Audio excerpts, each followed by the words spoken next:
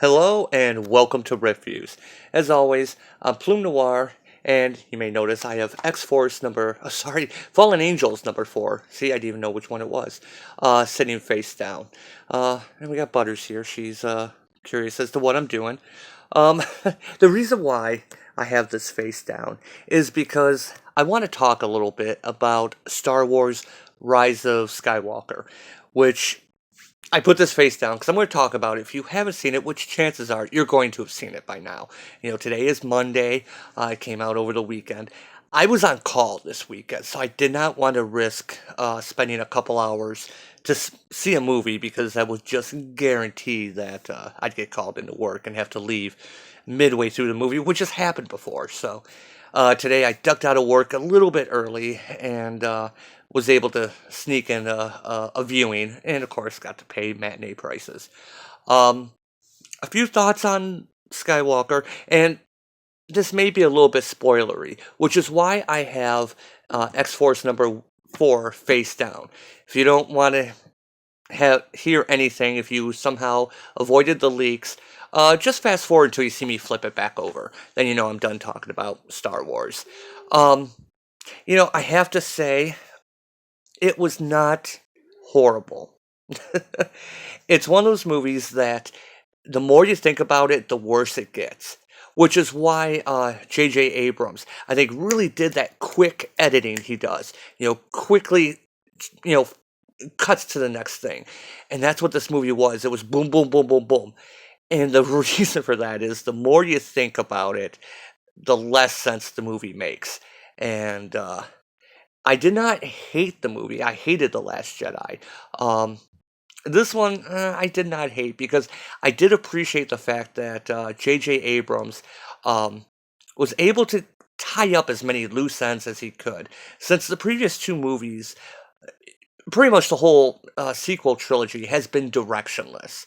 The idea to have the multiple directors going their own ways between Abrams and Rian Johnson um, was a bad idea. It seemed like they didn't really know where they were going with it, and it seemed like they were just writing it as they were going, which some people said George Lucas did too, but it came off a lot better when he just had the kind of one person guiding, even if he wasn't, you know, you know what I mean, as far as the directing and everything. Um, considering the fact that basically Ryan Johnson shit all over everything that Abrams did in The Force Awakens and kind of cut all that off. Um, I think J.J. Abrams did a pretty decent job not crapping all over what Ryan Johnson did. Although right in the beginning of the movie, when they had the Millennium Falcon, doing the light speed skips as they called it, and after every skip, you'd see a few TIE fighters following, skipping with it. Now, unless they were trying to say that they were sucked into the you know, uh, through the slipstream of the Falcon jumping light speed, which it didn't seem like. This was early on in the movie, and I'm like, wait a minute. Um, that's exactly what TIE fighters can't do. They don't have hyperspace, hyperspace drives, and they don't have shields. I'm not even a real Star Wars geek, crazy hardcore Star Wars geek. I've seen every movie in the theater because I'm that old. Um, but as far as all the lore and all the books and all the tie-in, that's all now in the legends and kind of not canon anymore. I haven't read all that, but even I know that. And so it's like, oh god, he's just making up stuff again, playing fast and loose with the rules we have in the universe, in the Star Wars universe, doing whatever because it looks cool. And there was also the scene where they go to the remnants of the Death Star, which this if the Last Jedi was a remake of The Empire Strikes Back, this had to be thematically the remake of Return of the Jedi. So of course they had to go back to the debris of the second Death Star, and they're showing it on the planet all kind of submerged in the water, and I'm thinking, wait a minute, okay. So we saw it blow up, and maybe it wasn't completely atomized like we saw in the movie. Maybe parts of it did fall to the planet. How is there any life left on that planet?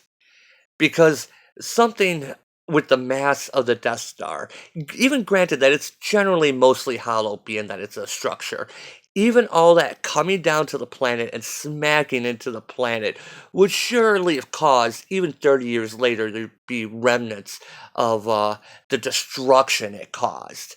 And it was just kind of like, no, no, it's still, it landed in the water. It was safe. It was little stuff like that. And of course, the whole big plot, chasing the MacGuffin with these two Sith pyramid crystals it was just a chase movie. And oh my god, the dagger. Now, I did hear about some of the leaks, and I could not believe that they were actually going to do that, and they did. I mean, that's basically the equivalent of me going, "Hey, do you want to know where to find my car keys? I wrote it on the blade of my hunting knife, but it's in an old Atlantean dialect. If you can figure it out, then you can know where my car keys are at." Why was it inscribed on the blade? Okay, I understand why it was in Sith, and and where was the Emperor pulling all these Star Destroyers from? Obviously he had to have had them built in the past 30 years. Where was he getting the resources for that? And no one was noticing. And now each one has a planet destroying cannon. It was lazy writing. Really, really lazy writing. But it was pretty to look at. So I didn't hate it as much as I really hated The Last Jedi. Um, but God, that movie wasn't good. And it craps on all all kinds of things, and you've probably seen this. I just had to get some of my thoughts out since I finally was able to see it today. So, and but one thing I will say, I was sitting next to this woman, a really, really, really pretty black woman. We talked for a little bit before the movie, and um, during the movie, she was she was really enjoying the movie. I mean, she wasn't being loud or obnoxious, but like, when something cool would happen, she kind of pump her fist and kind of, say a little, yeah, not loud. And I have to admit, sitting next to her and how much she was enjoying the movie actually made me enjoy the movie a little bit more. It allowed me to take a step back and not be so critical. Like, okay, you know what? Let's just stop thinking and just enjoy the movie for what it is. And yeah, it did have some fan service going on in it. Um, and I really think if I had gone to the movie, and not had someone sitting next to me like that, or um, even my son, when he and I went and saw The Last Jedi, and we both did not like it, and we kind of, our moods affected one another. Her mood actually made me not hate the movie as much. And I think, had she not been there, I think I would have just been much more pissed off at how bad the story is. So, anyway, that's it. Just wanted to get a few thoughts out on that.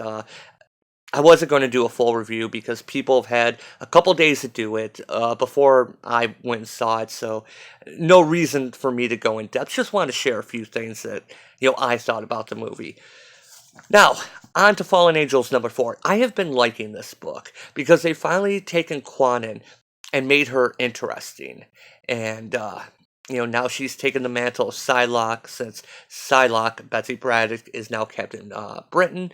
Um, so we have her, we have X-23 and Cable, and I'm finally starting to warm up to young Cable.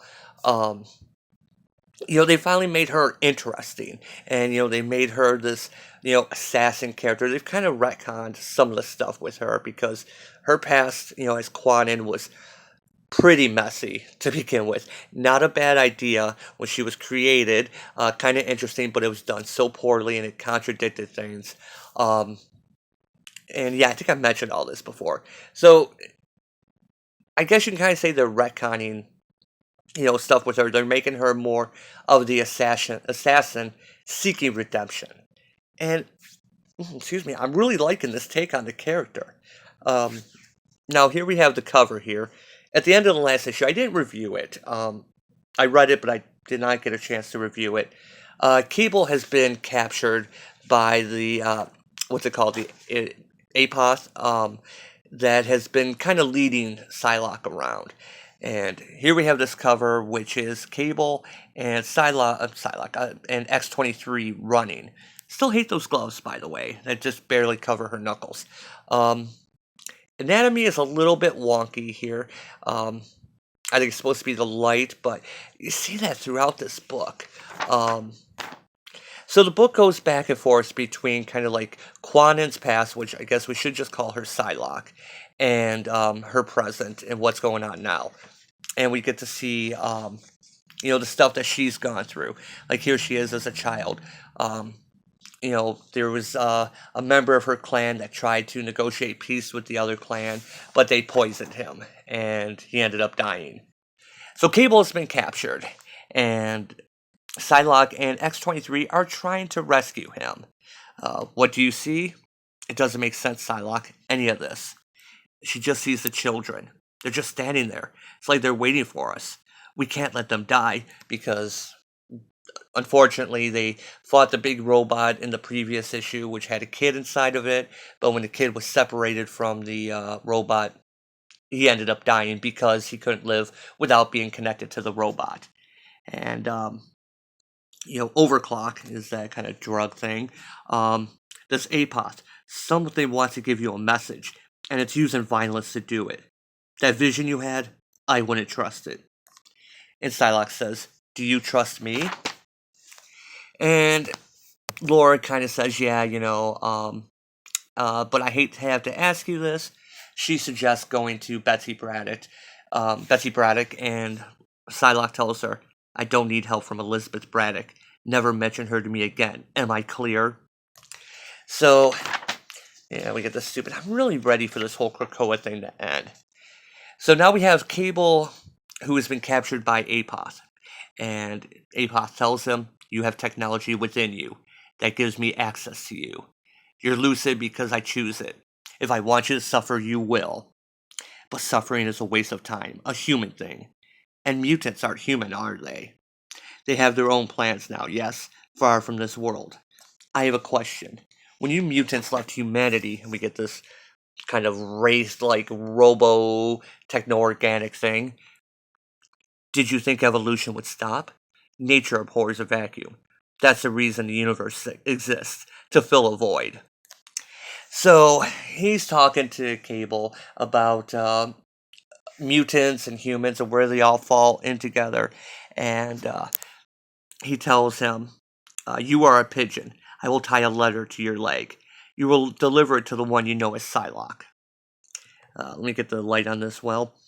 Tell her not to seek vengeance for her child, because of Overclock, Quan and Psylocke's child was killed. Because she has another child, a binary son, made of ones and zeros, but no less than flesh. Psylocke is the mother of God, and God only wants her love. Okay, this took a really interesting turn. And I'm going to skip a little bit because I'm really fascinated by this APOS character. Um, when he's speaking to Psylocke through one of the children, Laura tells her not to. I would never hurt you, not you. You gave me life. Use your gifts. See inside this child's mind. Cable's survival depends on it. He is with my flock. Take this hand, save his life. And when she does, flashes of energy comes out, and he says, together at last. And what we find is a flashback to where Psylocke, as Quanon, was sent into this room, kill all the people in here, destroy what she finds in there. And what she finds is an AI. And the AI had basically just become self-aware, didn't know what else to do, so it took a child's voice and, begged her, not to destroy him. I cried in fear, and you listened. For 17 minutes, 28 seconds, and 8 milliseconds, you listened. And it talks about how when listening, Psylocke, as Quanon, cried and then walked away. You were sent to destroy me, but you gave me life. For years I grew in the dark, born of the minds of men and saved by you. and I found my way out stronger than their firewalls, stronger than silence. And he talks about how the AI started taking in, reading everything it could. Now it was basically out on the internet. The first book I read was a Bible. It took me picoseconds, and I learned every word. And what I learned is I am God. So this took a really fascinating twist. I really kind of like this. Basically, Apox sees himself as God, the next bridge, since mutants have kind of said "f you" to humanity, and they've gone off to Krakoa. He is going to bring unity between machines, humans, and mutants by merging them all, uniting them all under his control. Okay, granted, it's a classic sci-fi trope. It's nothing too original. But he's taken a biblical spin on it. Again, not too terribly original, but he's viewing Psylocke, since she saved him, did not destroy him like she was supposed to, as basically the Holy Mother. And uh, to, to, to, to, so he has her captured here and is talking to her.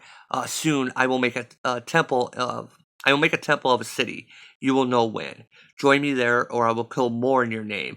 I will kill so many. But tonight you listen, so these children may live. I have mercy, mother. I only killed that girl, her daughter, because I will not share you. Cable will be allowed to return to you. I have mercy, mother. And yeah, I'm gonna stop it right there.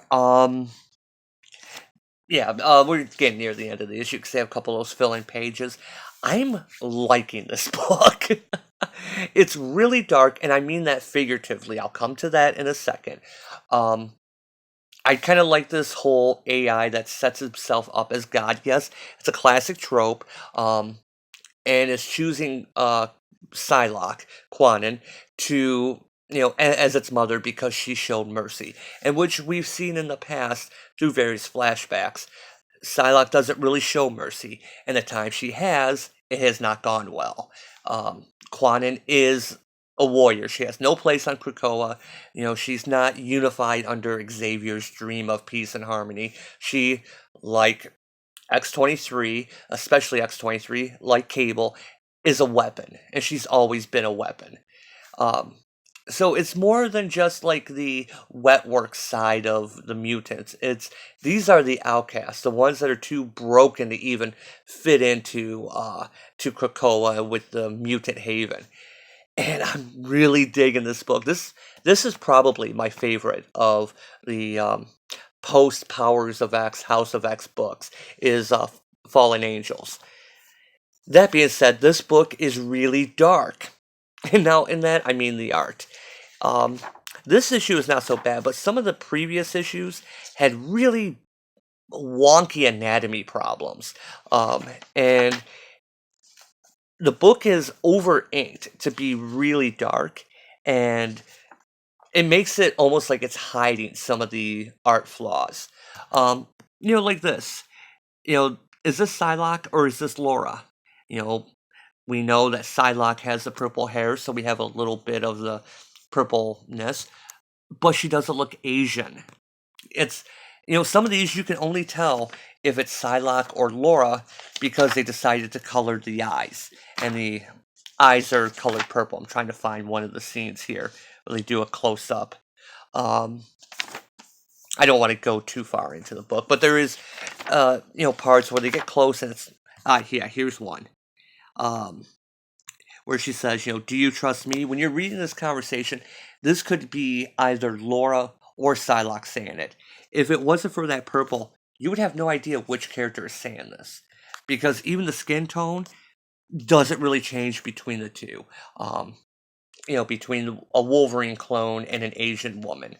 Um, you take these steps back here, and it's almost hard to tell which character is which on the splash page.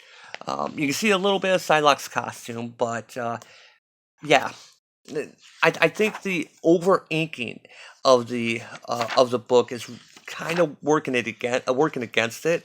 I think it's made to hide some of the artistic flaws and weaknesses, but it actually makes it a little bit, you know, too dark and too almost ugly.